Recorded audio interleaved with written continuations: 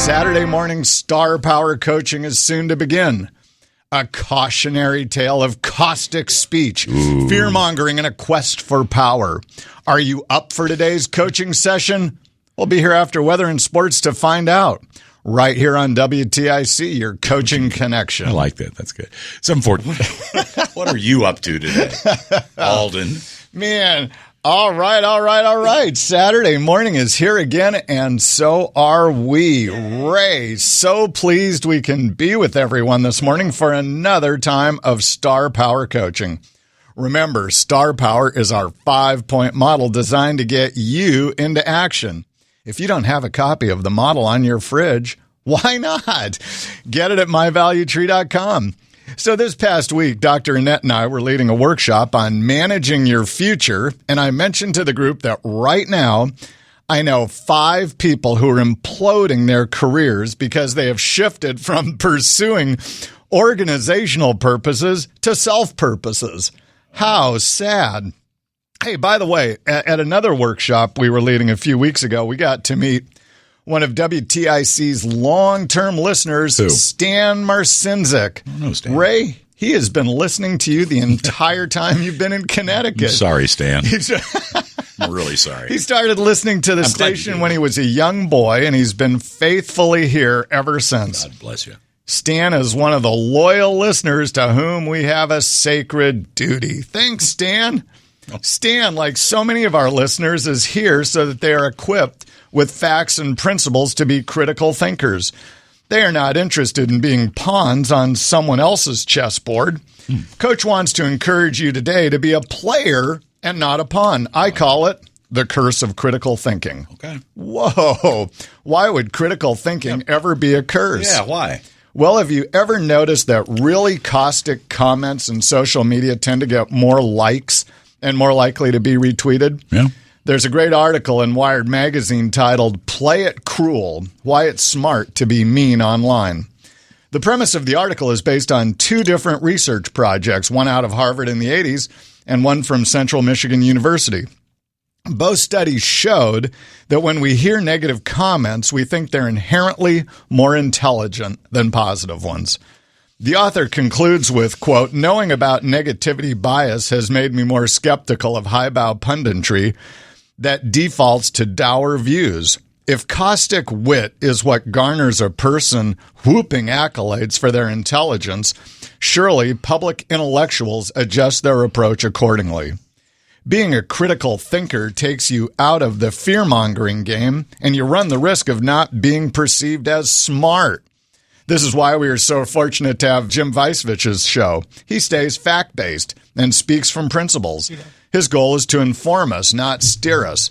And I believe that's how we add value to the business and those around us. You know, there are people at work and around us every day who have an agenda. They don't want critical thinking. Their goal is to amass pawns and win. Yeah. They do this through caustic talk, fear, and emotionality. It is all about a drive for power. I worked for a person like this. One of his quotable quotes was, "If things go well, it's because I was at the table. And if there's a problem, well, we need to look at my staff." For him, team begins with I and ends with me. He serves one purpose, personal gain. It was not about the mission of the company. Not to accept this reality was to perish. But in the long run, the company lost out on critical thinking from a very smart group of people. We see people every day who are masters at getting their way by managing the emotionality of people. How many of you donate to charitable causes? Does the image of a wounded warrior or a sad-eyed dog move you to give? Oh, yes, that one. Both do. Yeah. This is imagery designed to get you to give. It is not a rational decision. The question is, why are you giving? What is the purpose being served? What are you buying? Is it good feelings for you, or are you buying help for others? Remember the Wounded Warrior scandal? Images that moved us to action. Right. We were emotionally connected to the cause, but only 60% of the dollars made it to the warriors. Compare this to an investment through United Way, where our friend Paula makes sure that 90% of the dollars go to delivering service. There you go. Bet you never see heartfelt ads for all the good done around Hartford, do you? Oh. That's because we make sure the money is spent on delivering help, not making us feel good. Want to feel good? Go to a spa. Want to help others? Make informed decisions, not emotional decisions. With critical thinking, I refuse to be manipulated by the imagery and fear-mongering of others. By the way, a workshop participant gave me a great acrostic for fear.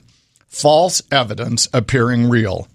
Fear can move us all around the chessboard, and that makes us pawns in someone else's game. Ever heard the term rank and file? Yep. It comes from the military where soldiers are marching in formation. The rows are called rank, the columns file. Oh, did you know the rows and columns of a chessboard are also called rank and file? No. I didn't either. If you're moved to make decisions emotionally, be clear. You're a pawn in their game. Today, Coach is encouraging you to get off the board and play your own game. You do this by deciding to become a critical thinker. A critical thinker starts with purpose and clarifies the problem to be solved. A critical thinker can identify the assumptions being used and the point of view being expressed. A critical thinker asks for evidence. I was with our good friend Gallo Rodriguez at the Village this week. You know, funders in the social services arena are not motivated by feelings. They are driven by evidence. They want to give their money to the people who deliver real results.